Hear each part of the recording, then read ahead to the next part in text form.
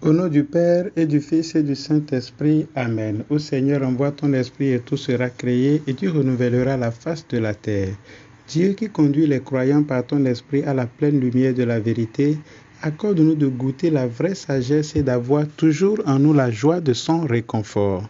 Mes frères et sœurs, les ouvriers de la première heure de l'évangile du dimanche passé se retrouvent un peu dans le texte d'Ézéchiel de ce dimanche qui dit « Vous dites, la conduite du Seigneur n'est pas la bonne ». À nous aussi, il nous arrive de penser, voire de nous exprimer ainsi lorsque la réalité nous paralyse et nous donne l'impression que Dieu est absent ou qu'il est indifférent à notre situation. Pourquoi Dieu laisse-t-il les méchants prospérer et ne récompense pas immédiatement les efforts du juste? Pourquoi les richesses de toute l'humanité se trouvent concentrées dans les mains d'une minorité qui s'en sert d'ailleurs pour imposer des politiques et des pseudo-valeurs et bien d'autres questions de ce genre? Dieu répond en disant que l'essentiel n'est pas ce que l'on a, mais ce que l'on est. Le Seigneur nous invite à un changement d'échelle de valeur pour nous rendre compte que la volonté de Dieu n'est pas que nous ayons beaucoup de choses, mais que nous soyons des héritiers du royaume. Mais une chose n'exclut pas l'autre.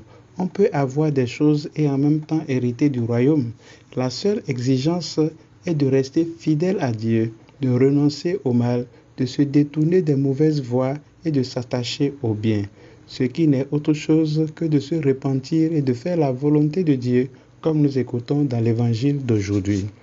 Cette même première lecture nous conforte dans la conviction que chacun sera récompensé à la hauteur de ses choix. Personne ne paiera les crimes des autres, car on récolte ce qu'on a semé.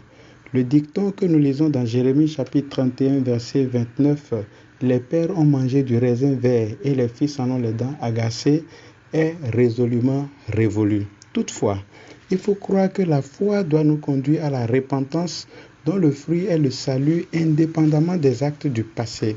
Ce qui compte donc, ce n'est pas ton passé, mais c'est ce que tu décides d'être à partir de ce moment précis où le Seigneur te tend la main. Il pose son regard sur toi et il n'attend que ta décision de revenir à lui.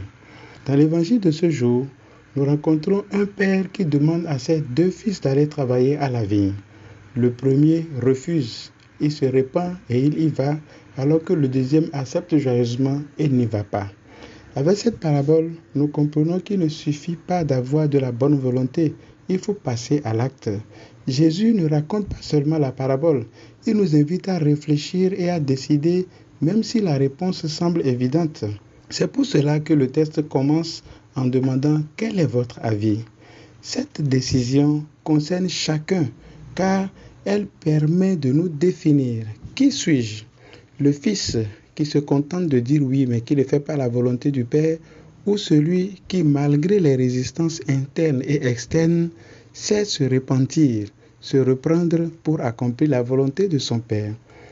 Et quelle est donc cette volonté du Père? Juste mettre à disposition la pierre vivante que nous sommes pour être utiles, pour participer à la construction du royaume en travaillant dans la vigne, non pas en tant qu'ouvrier, mais en tant que fils.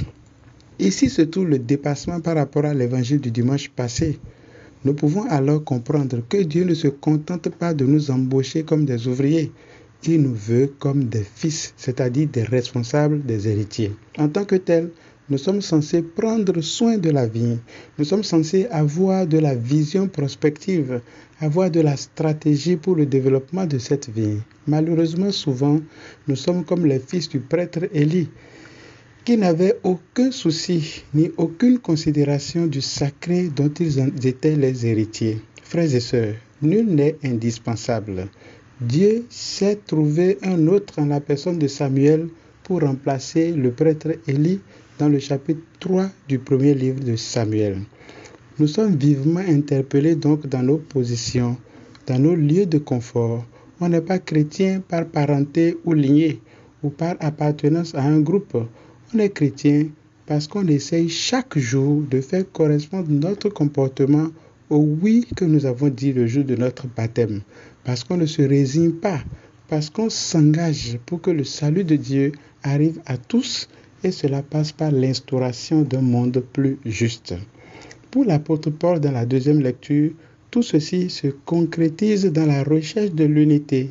Il affirme, ne soyez jamais intrigants ni vantards, mais ayez assez d'humilité pour estimer les autres supérieurs à vous-même.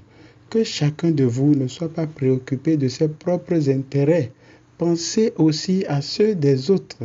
Pensez aussi à ceux des autres, car dans le Christ, on se réconforte les uns les autres du même réconfort que l'on reçoit du Christ.